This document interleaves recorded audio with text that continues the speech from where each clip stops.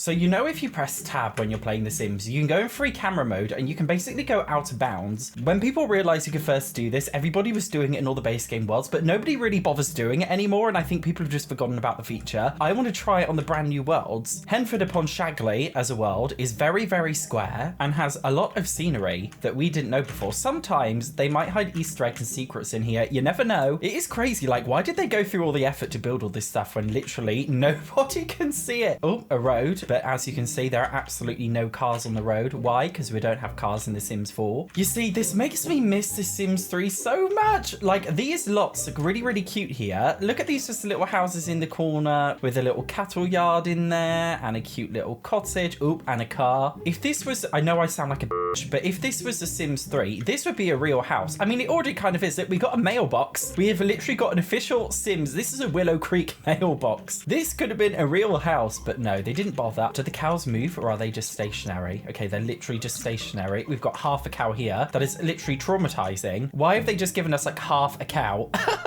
I guess from a distance, you can't really see them properly, can you? And can we just talk about this really cute little house? Like, you can't visit it. It just has a cross sign on it. Like, you can't visit it. They could have made so many secret locations. They could have gone all Breath of the Wild, but they didn't. And I find the world's kind of funny. Like, yeah, I can visit here if I... Oh, excuse my sim. I have honestly no idea. Oh my God, look at him. Ah! I have honestly no idea why this sim looks like that. I just opened up like a random save and this was the first family I saw. Oh my God. Anyway, it's funny. Like, you can have your sim visit this little kind of area here. I don't know why we have this little area because you can't visit this area, but you can visit this area. It makes no sense. And a really funny thing is you can't bring your sim down here, but if you click on this little bench that's in the corner, you can click travel. So are we just like imagining that we're being picked up by a bus? Anyway, I would rate this area like a 5 out of 10. They gave it a good job. They tried the best. We're in the next part of Henford-upon-Bagley. Oh, there's a little house here. Oh my God, I lost it. Whoopsie. Oh no, I've literally completely lost it. Oh my God, is it this one? Okay. Is there anything secret going on here? Oh, we got some more cows. Absolutely nothing special in there. I mean, I'm expecting something really, really crazy. I'm expecting like a really, really big secret, but I think I forget sometimes like this is The Sims 4. God, this video's just turning into me bitching about The Sims 4. It's just, you know, it's not like an ambitious game, is it? It's all just a fake set dressing with absolutely no substance. Although we have so many houses in this neighborhood that like I didn't know before. Like, this is beautiful. Why can't we have houses like this in the base game? Is it really not possible? I would honestly love it. Like, all of these lots could have been usable, but they're not usable. It honestly breaks my heart. Like, this is my perfect sim game. I personally would love just like a mix between The Sims and like City Skylines put together in one game. That would honestly be perfect. That would literally break me. If you're wondering what's in these shops, there is literally absolutely nothing in these shops. The fake shops in the fake village. I wonder if we can go underwater. Okay, we can't really go underwater. It's just like black nothingness. Oh my God, that's actually scary. I find water really scary. Like, the whole concept of just like a deep dark void is literally terrifying. It's one of the main reasons why I'm so scared to play Minecraft, because if you fall down the void, it honestly gives me nightmares. Sometimes I have nightmares where I'm just falling in a black void forever and I just don't stop falling. It's like one of those recurring nightmares. Oh my God, speaking of nightmares, I can't get over the way my sim is dressed. It's like one of those occurring nightmares that I get all of the time. Thought it was interesting. Ooh, what kind of house is this? Is this house 3D modeled? Do we have any of the half-cut cows? Oh no, all of these cows are full in this one. They're not half-cuts. Although, some of them are floating. Oh my God, these cows are literally floating. These ones have their hooves sunk in the ground. How exciting. Those cows are like, oh my fucking God, get me out of here. Although they are optical illusion cows, because when you move, they actually spin with you, so you cannot actually see behind them. Isn't that cool? What if we go up? You can kind of see them like spin. Oh my God, that's kind of weird. This one doesn't really have any out of bounds secrets. I wonder how far out we can actually go. Oh my God, I'm literally so far out. I don't even know where I am. See, on the subject of like falling in deep dark voids, I don't know where I am right now. This is literally traumatizing.